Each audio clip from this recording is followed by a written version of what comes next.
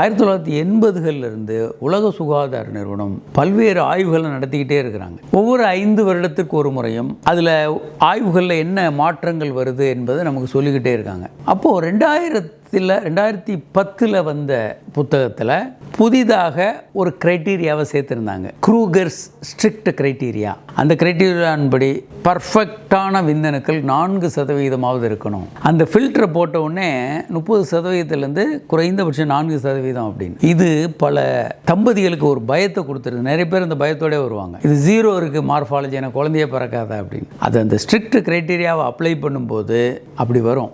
அதனால குழந்தைய பிறக்காது அப்படின்னு எடுத்துக்க வேண்டாம். எண்ணிக்கை அதிகமாக இருக்குது, ஊர்ந்து போகிற அணுக்கெல்லாம் நார்மலாக இருக்குது அப்படின்ற பட்சத்தில் இதை சரி செய்ய நம்ம முயற்சி எடுத்துக்கலாம். ஆனால் கருத்தரிக்கவே வாய்ப்பு இல்லைன்னு நீங்கள் பயப்பட வேண்டாம். நீங்கள் தொடர்ந்து உறவு கொண்டுகிட்டு இருங்க.